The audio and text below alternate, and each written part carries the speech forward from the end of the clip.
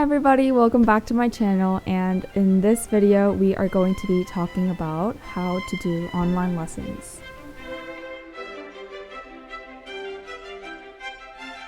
The first thing that I wanted to talk about was preparation and planning.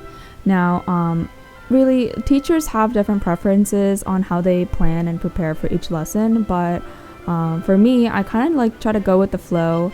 I have an order that I do follow for each lesson, but I kind of just like don't really mind things when it starts getting a little bit out of track, as long as it's in that category of the topic that I am discussing during that time period. So there's not a lot of planning that I do personally before each lesson. Now, I just talked about order of lessons. So my order is I start with 1 to 5 minutes of just like talking with the student, because it's an online lesson. It does kind of take away the tension of like physically being there together and having that loud, awkward silence that is there when they're like just getting set up. That component is kind of out here because it's like an online lesson, but I do give them like 1 to 5 minutes just to like talk about their day, talk about their week. And if they don't want to talk about it, it's fine, but do make sure that you kind of ask them, kind of like approach them as their age and like as if you're their friend, just so that we can get rid of that social tension and awkwardness from just being there as a teacher and a student. So yeah. And after talking to them, I just dive straight in to warm-ups. Now, you can do all sorts of warm-ups, but I would recommend starting with long tones. This really applies to every instrument, I think. Long tones is like the holy grail to sound quality and tone quality and all that. So from that long tone, I kind of like assess what kind of sound quality that they have for that day.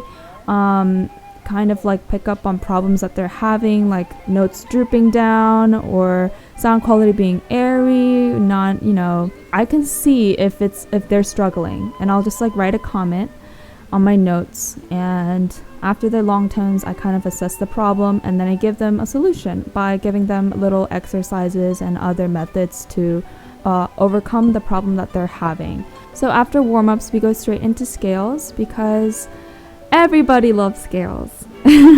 So scales is just like a great way for musicians to get their fingers worked up, to get it warming up, and just getting their fingers moving and stuff like that.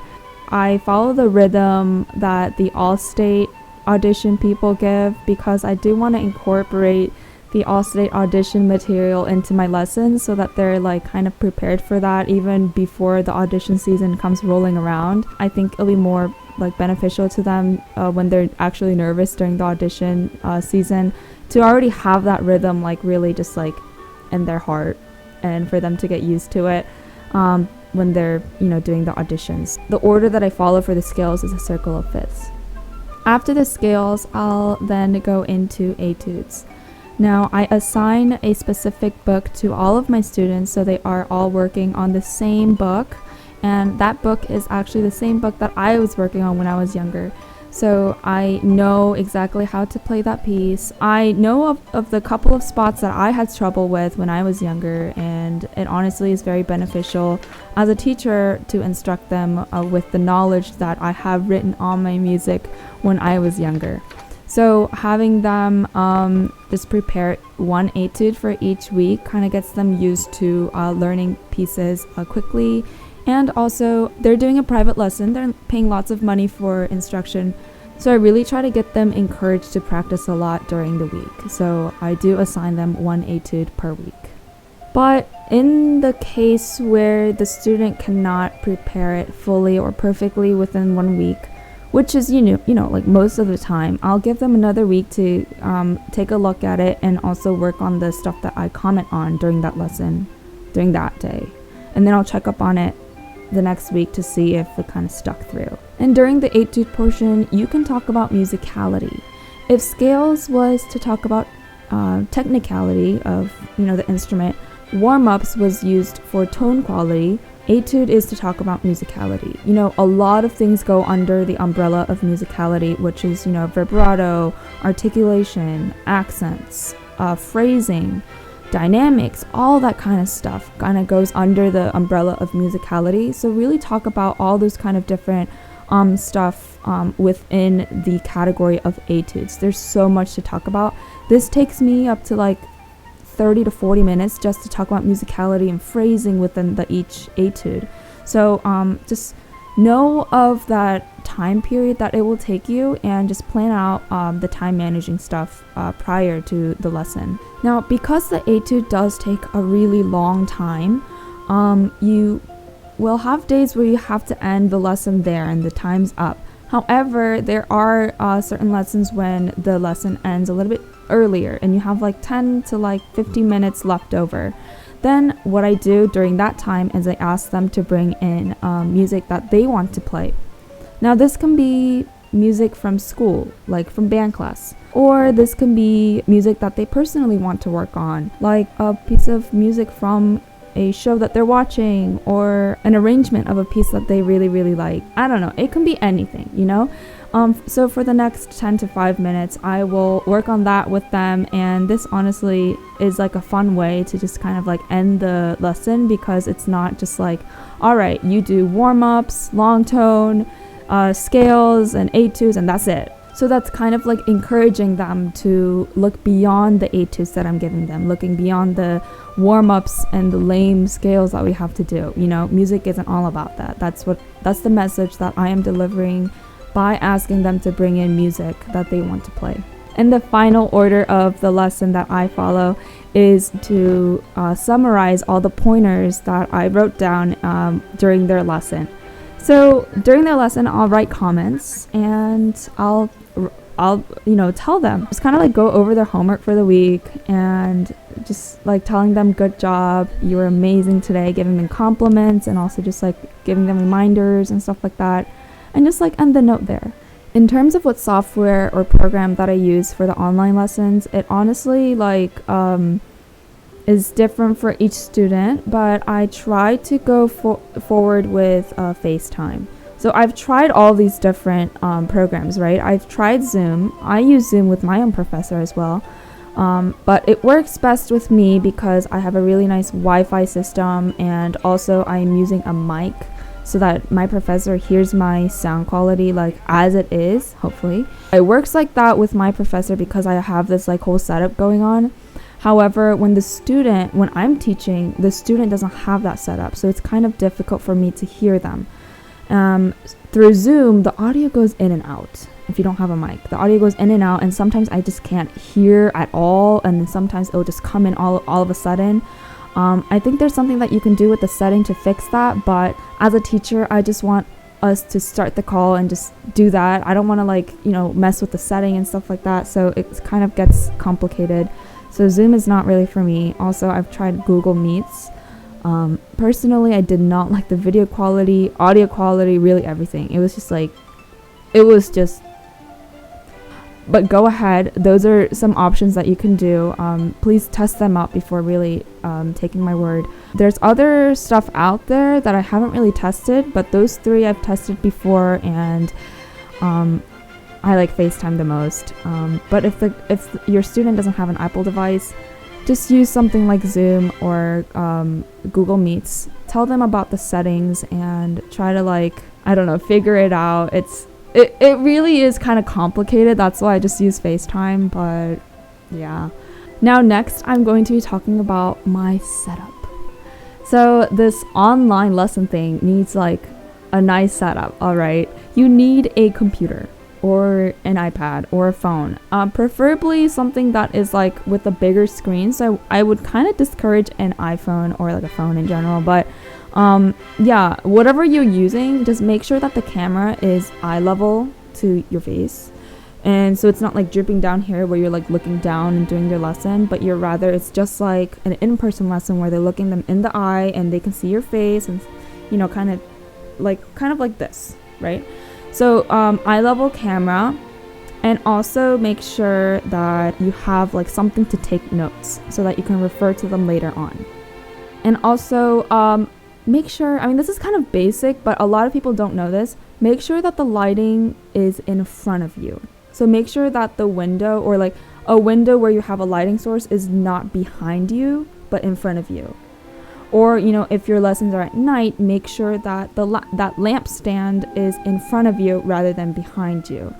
Try to make it like as professional as you can. Now, another thing that you can do is buy a microphone. But here's the thing.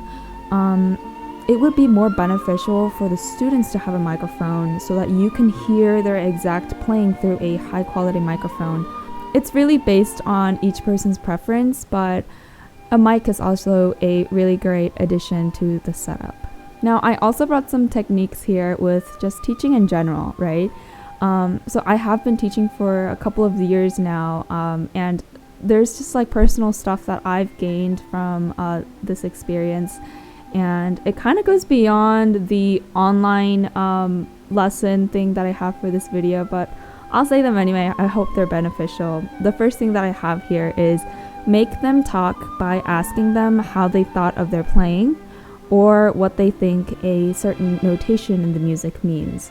So yeah, just have them talk. You don't want to be the only one talking. Your goal is going to be having them talk 50% of the time and you talking 50% of the time. That's a real big challenge because you should be able to summarize everything that you want to say in a very short but precise way and have them comment on it. And if I tell them, hey, try playing this way, then they'll play it that way, and then I'll ask them, so how do you think you played? How do you think that was a really great sound? What do you think is different from how you just played and how you played before? It gets them interacting. I think that's the most important thing in a lesson, to have that communication and for them to really learn besides me just jabbering on. And another thing that I personally do is I have an iPad where I create a folder in my GoodNotes just for flute lessons. And what I do is write each student's name on each page and the lesson date for that day. And I write down all of the stuff that went on during that lesson. So during their warm-ups, if they're doing something wrong or their sound sounds a little funky or airy, then I'll write it down. Stuff like, oh, her vibrato sounds a little bit flat, we want to work on that, then I'll circle that. That's another technique that I would definitely take advantage of when you're teaching. So literally write down everything. You should be having the paper right there and writing. This is really important for future lessons when you're referring back to them to see the progress and also plan your lessons on. Before, I said that I don't really plan my lessons.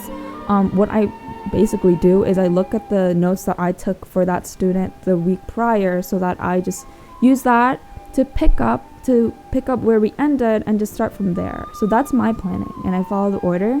So that's really beneficial for you and for the students when you have to summarize it for them after the lesson.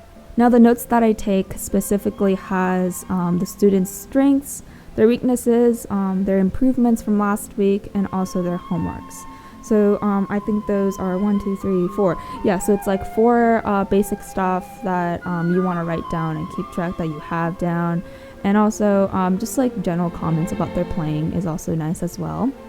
Now, this is kind of extra, but I am just that extra kind of person, so I try to encourage them to practice by sending me recordings of their playing. So if I can kind of tell that the student isn't practicing, I'll be like, hey, you want to send me a recording of you playing through the etude? And they'll practice. It'll get better by the next week. So really try to encourage them to practice by sending you recordings of their playing.